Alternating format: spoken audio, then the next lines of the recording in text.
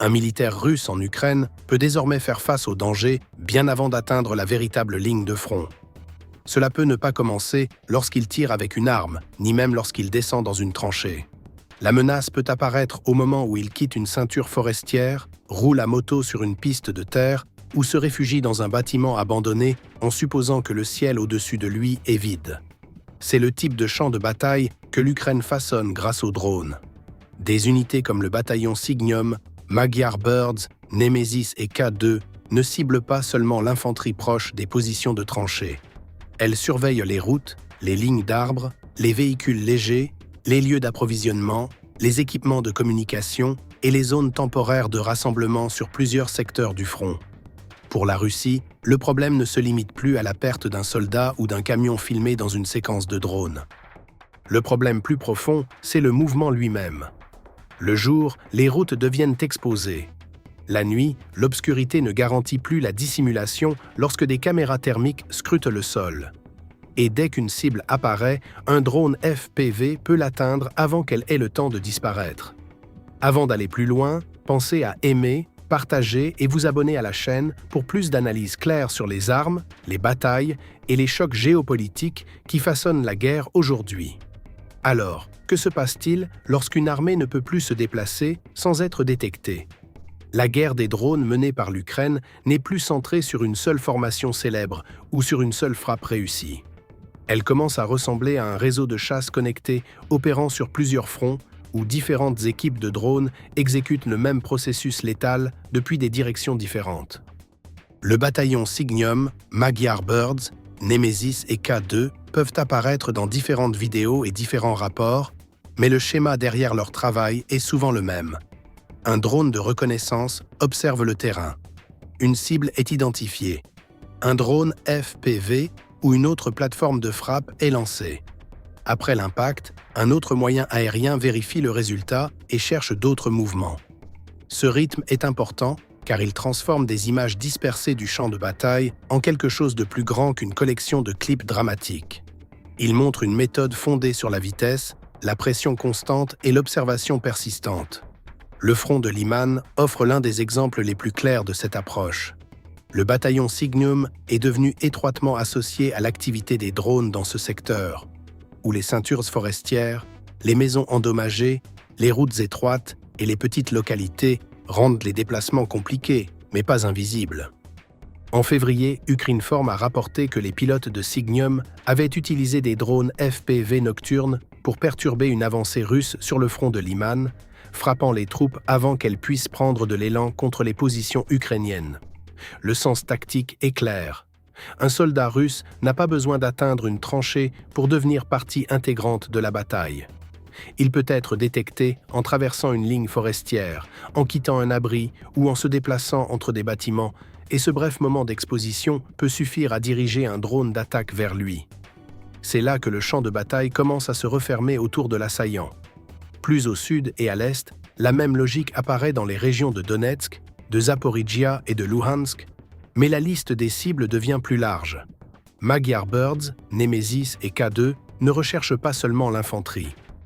Leurs images et leurs rapports montrent des frappes contre des camions, des quads, des locomotives, des sites de stockage, des nœuds logistiques, des équipements de communication et des points temporaires de rassemblement. Militaria a rapporté que les forces ukrainiennes des systèmes sans pilote avaient frappé des locomotives, des entrepôts et des centres de communication pendant plusieurs jours, tandis que les pilotes de Nemesis avaient touché un site d'atterrissage de drones et un entrepôt de drones dans la région de Zaporijia. Cela compte car chaque cible située derrière la ligne de contact soutient quelqu'un plus près du front. Un véhicule détruit peut ralentir le mouvement des soldats. Un entrepôt endommagé peut interrompre les approvisionnements. Un nœud de communication détruit peut retarder les ordres. Un drone ne fait pas seulement du mal à l'objet qu'il frappe. Il peut perturber le système plus large qui maintient les attaques russes en mouvement. C'est pourquoi ces opérations doivent être comprises comme un réseau plutôt que comme des vidéos isolées. Une unité peut surveiller une route forestière près de Liman, pendant qu'une autre frappe un point de stockage à Luhansk ou un site de communication à Zaporijia. Chaque frappe produit un effet local, mais ensemble, elles génèrent un champ de pression plus large. Les commandants russes doivent penser non seulement à l'artillerie ukrainienne ou aux champs de mines, mais aussi au fait que leurs routes, leurs dépôts, leurs véhicules et leurs zones de rassemblement sont peut-être déjà observés d'en haut. Cela crée de l'hésitation, cela ralentit la planification, cela impose des mouvements plus petits, une dissimulation plus forte et un risque plus élevé pour chaque trajet d'approvisionnement. La leçon plus profonde est que l'Ukraine construit un champ de bataille où la détection et l'attaque sont liées presque en temps réel. Les équipes de drones n'ont pas besoin de tenir chaque route avec de l'infanterie. Elles ont besoin de suffisamment d'yeux dans les airs, de suffisamment de pilotes prêts à lancer leurs appareils et de suffisamment de cibles russes forcées de traverser des espaces exposés. Une fois que cette chaîne fonctionne, le front n'est plus seulement une ligne sur une carte, il devient un piège mobile, et toute unité russe entrant dans cet espace peut déjà faire partie du prochain cycle de ciblage. C'est la base tactique du problème plus vaste auquel la Russie est désormais confrontée. La Russie s'appuie davantage sur les motos, les quads et les camions légers parce que l'ancien assaut blindé est devenu plus facile à détecter et plus difficile à protéger. Ce n'est pas un choix irrationnel sur le champ de bataille. C'est une adaptation d'urgence à une guerre où les gros véhicules peuvent être repérés longtemps avant d'atteindre le combat. Un char ou un véhicule blindé de transport de troupes fournit puissance de feu et protection. Mais il produit aussi du bruit, de la chaleur, de la poussière et une silhouette nette sur l'écran d'un drone de reconnaissance. Une fois ce véhicule marqué, les équipes FPV peuvent attendre un angle utile, frapper le véhicule de tête, bloquer la route et pousser le reste de la colonne dans le désordre. C'est pourquoi Moscou essaie de se déplacer d'une manière plus rapide, plus petite et moins prévisible. Les motos jouent désormais un rôle très pratique pour les groupes d'assaut russes. Elles permettent aux soldats de traverser rapidement des espaces ouverts, d'utiliser des pistes forestières étroites et d'éviter le rythme lent des colonnes blindées. Un conducteur peut se séparer des autres, choisir une ligne différente et tenter d'atteindre une ceinture d'arbres avant que l'artillerie ou les équipes de drones ne réagissent pleinement. Le RUSI a noté que les motos et les quads reviennent sur le champ de bataille parce que les drones ont changé la manière dont les forces mécanisées opèrent. Et une estimation largement reprise affirme que les drones tactiques représentent environ 60 à 70% des systèmes russes endommagés et détruits. Ce chiffre aide à expliquer la pression qui pousse à ce changement. La Russie n'utilise pas des véhicules légers parce qu'ils sont supérieurs aux blindés dans toutes les situations. Elle les utilise parce que les blindés sont devenus trop coûteux à risquer dans de nombreuses attaques de moindre ampleur. Les quads donnent aux unités russes une autre forme de flexibilité. Ils peuvent se déplacer sur terrain difficile, transporter des munitions, soutenir de petits groupes d'assaut et aider les soldats à atteindre des endroits où les camions ne peuvent pas facilement entrer. En théorie, cela aide la Russie à maintenir la pression sur les positions ukrainiennes sans créer une grande cible unique pour les drones ukrainiens. Des rapports ont également décrit l'élargissement par la Russie de l'entraînement à la moto et l'utilisation de motos, de véhicules civils et de groupes motorisés mixtes le long du front. Mais cette adaptation a une limite claire. Un petit véhicule peut être plus difficile à suivre qu'un char, mais la personne qui le conduit est beaucoup plus exposée. Il n'y a pas de blindage épais, pas de tourelles et aucune protection réelle contre les éclats lorsqu'un drone s'approche. Les camions légers et les véhicules de type civil créent un autre compromis.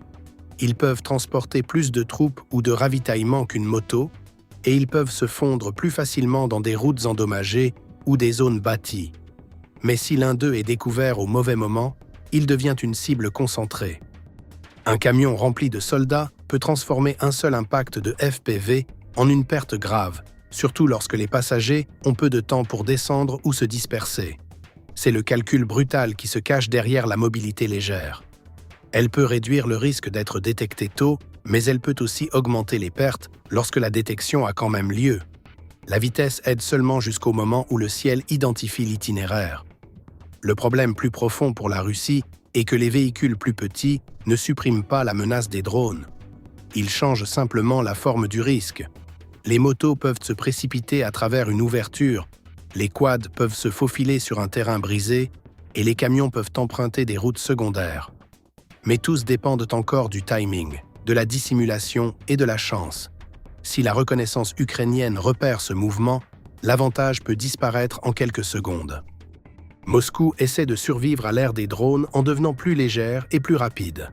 Pourtant, ce même choix place davantage de soldats à découvert avec moins de protection. Et une fois ces troupes exposées, l'étape suivante du combat dépend de la rapidité avec laquelle l'Ukraine peut transformer une observation en frappe. La chaîne de frappe ukrainienne est si dangereuse parce qu'elle relie presque immédiatement l'œil dans le ciel à l'arme dans les airs. Une unité russe peut croire que la vitesse est la solution, mais la vitesse n'a de valeur que si le mouvement reste invisible. Dès qu'un drone de reconnaissance repère un petit groupe traversant un champ, entrant dans une ligne d'arbres ou s'arrêtant près d'un bâtiment, le compte à rebours commence. L'équipe de drones n'a pas besoin de deviner où les soldats pourraient se trouver des heures plus tard. Elle peut suivre le mouvement au moment où il se produit, transmettre l'image à une équipe de frappe et garder la cible sous observation jusqu'à ce qu'un drone FPV soit prêt à se déplacer. C'est pourquoi même un court trajet près du front peut devenir une course entre dissimulation et réaction. La structure de base est simple, mais l'effet est sévère. Un drone de reconnaissance reste souvent plus haut et plus en retrait, observant les routes, les lisières de forêt, les bâtiments en ruine et les zones présumées de rassemblement. Lorsqu'il détecte un mouvement, cette information est transmise aux opérateurs qui choisissent la meilleure option d'attaque disponible. Un drone d'attaque vole ensuite plus bas, utilisant le terrain et le timing pour réduire la distance. Après le coup, le drone d'observation ne quitte pas la zone.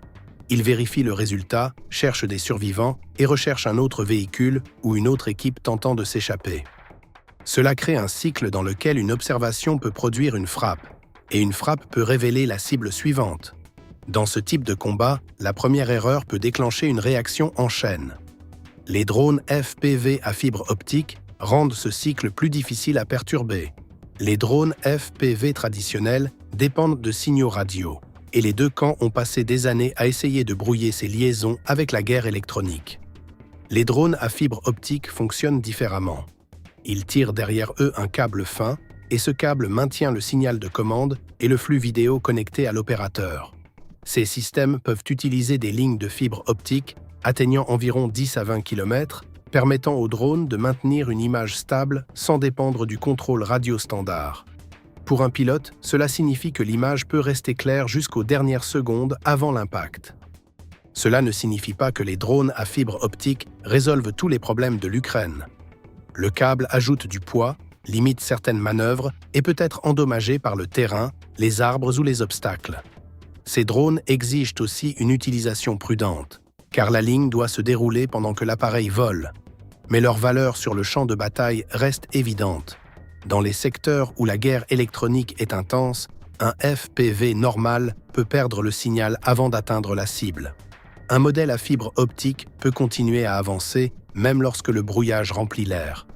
Cela change le niveau de danger pour les troupes russes qui comptaient autrefois sur la couverture de guerre électronique, les routes forestières ou le terrain urbain détruits pour réduire la menace des drones.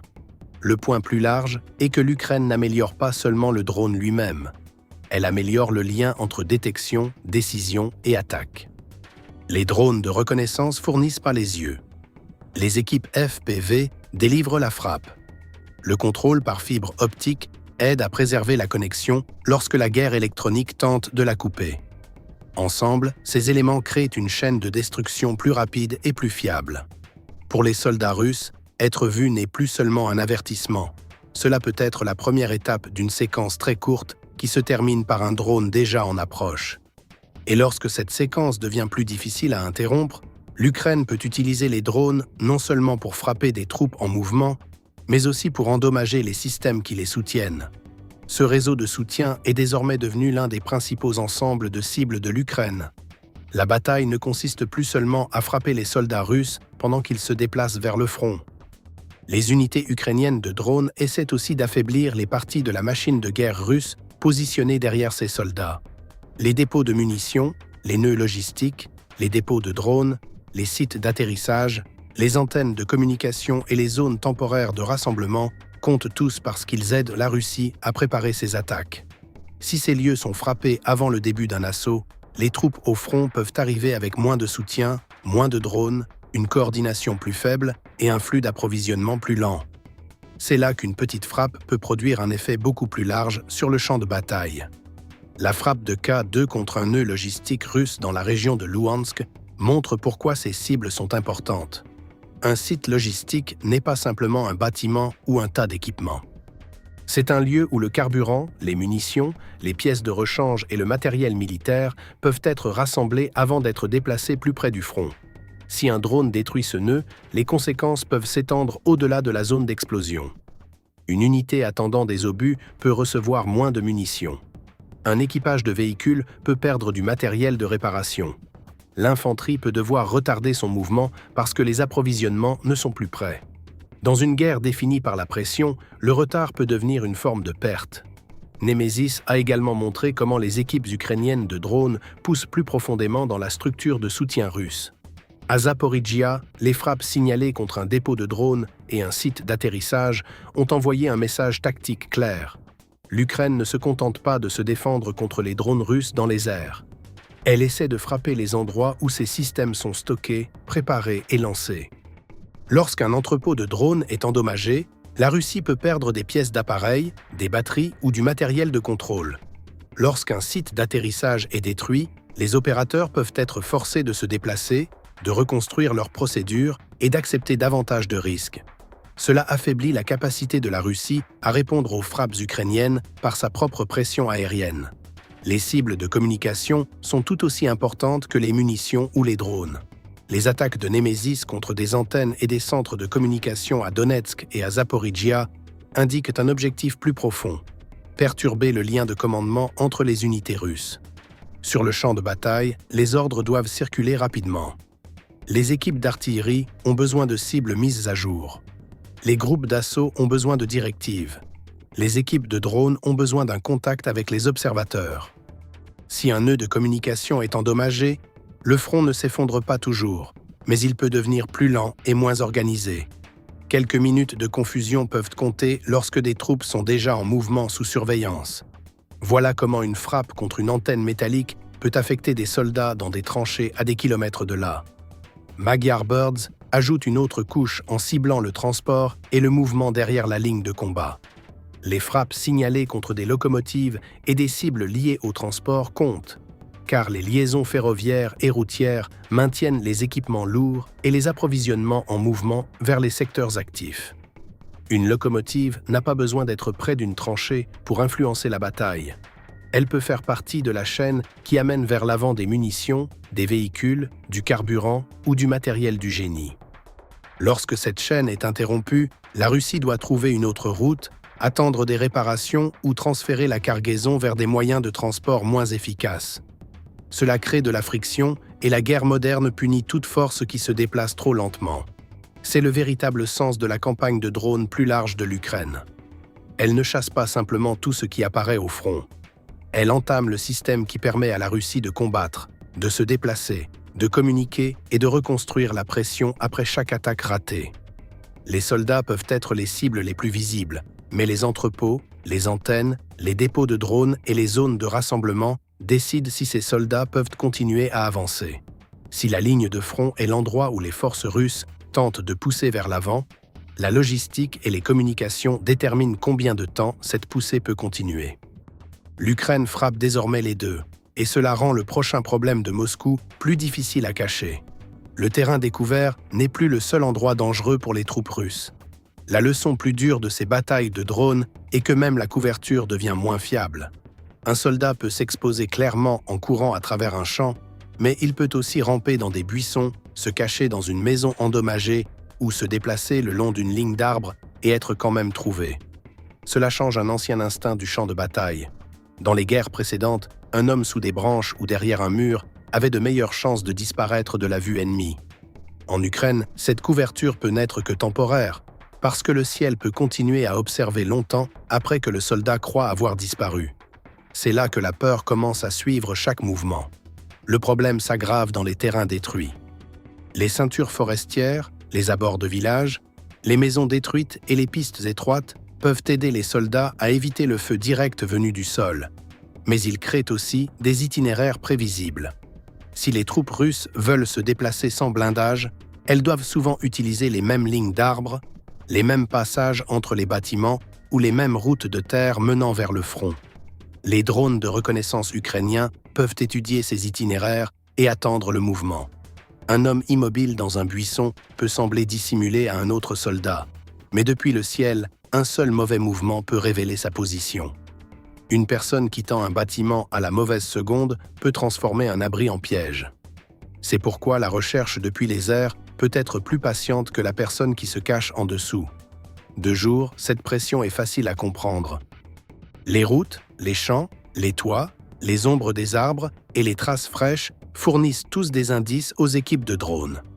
Un petit groupe traversant un terrain ouvert peut être remarqué de loin.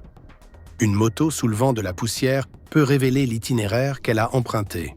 Un camion s'arrêtant près d'une structure peut suggérer que des troupes ou des approvisionnements se trouvent à l'intérieur. Cela ne signifie pas que chaque mouvement est détecté, mais cela signifie que la marge d'erreur est beaucoup plus réduite. Les soldats doivent penser en même temps à la distance, au timing, à l'itinéraire, au bruit et à l'exposition. Le champ de bataille ne punit plus seulement l'unité lente, il punit celle qui est visible. La nuit ne résout plus le problème. L'obscurité donnait autrefois à l'infanterie une chance de traverser un terrain dangereux, de déplacer des approvisionnements ou d'atteindre une nouvelle position pendant que l'ennemi avait une visibilité réduite. Les caméras thermiques ont changé ce calcul. Un corps humain émet de la chaleur, et sur un écran froid, cette chaleur peut apparaître comme une forme mobile claire. Un soldat peut croire qu'il a disparu dans l'obscurité, mais l'opérateur de drone peut voir une marque lumineuse se déplacer dans le noir. Même l'aube et le crépuscule ne sont pas des fenêtres sûres si la zone est déjà sous observation. C'est la partie rude du nouveau rythme. Le front ne dort plus complètement. L'avantage de l'Ukraine dans ce modèle est la vitesse associée à une attention constante. Une observation peut se transformer en décision.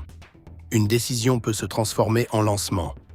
Un lancement peut se transformer en impact avant que la cible n'atteigne une meilleure couverture. Ensuite, la même vue aérienne peut continuer à scanner la zone à la recherche de survivants, de médecins, de véhicules ou d'un second groupe essayant d'atteindre le même secteur. Cela n'exige pas que l'Ukraine contrôle chaque mètre avec de l'infanterie. Cela exige suffisamment d'yeux, suffisamment d'équipes et suffisamment de drones d'attaque pour rendre les mouvements russes dangereux à travers le temps comme à travers le terrain. Dans une telle guerre, le contrôle ne vient pas seulement des chars, de l'artillerie ou des tranchées. Il vient du fait de voir le premier, de frapper le premier et de laisser à l'ennemi presque aucun temps pour disparaître. Cette réalité mène directement à la question finale de cette bataille. La guerre des drones en Ukraine devient un test pour savoir qui peut contrôler le mouvement plus rapidement. Ce qui se passe autour de Lyman, Donetsk, Zaporizhia et Luhansk n'est pas seulement une collection de vidéos de frappe. Cela montre un changement plus large dans le combat moderne, où le camp qui voit le premier peut souvent façonner le combat avant que l'ennemi n'atteigne la principale ligne défensive. Pour la Russie, le danger ne se limite plus à perdre une moto, un quad, un camion ou un point de stockage. Le problème plus vaste est que chaque pas en avant entraîne désormais un coût plus élevé. Les troupes doivent se déplacer sous observation. Les routes d'approvisionnement doivent survivre aux patrouilles de drones. Les sites de communication doivent rester actifs tout en étant traqués. Même de petits retards peuvent affaiblir une attaque avant qu'elle ne devienne sérieuse. Moscou ne restera pas passive. Les forces russes continueront d'adapter leurs tactiques, de disperser leurs unités, d'améliorer le camouflage, d'ajouter de la guerre électronique et d'utiliser davantage de véhicules légers pour éviter de lourdes pertes. Mais l'Ukraine s'adapte aussi grâce à la reconnaissance rapide, aux équipes FPV, aux drones à fibre optique, aux caméras thermiques et à une habitude croissante d'attaquer le réseau de soutien derrière l'assaut. C'est pourquoi la prochaine phase de ce combat pourrait ne pas être décidée par un village ou par une frappe dramatique. Elle pourrait être décidée par le camp capable de relier drones, données, pilotes, logistique et décisions sur le champ de bataille dans la chaîne la plus rapide. Dans ce type de guerre, quelques secondes d'exposition peuvent décider si une unité survit ou disparaît. Pour plus d'analyses claires sur les armes, les batailles et les chocs géopolitiques qui façonnent la guerre d'aujourd'hui, pensez à aimer, partager et vous abonner à la chaîne.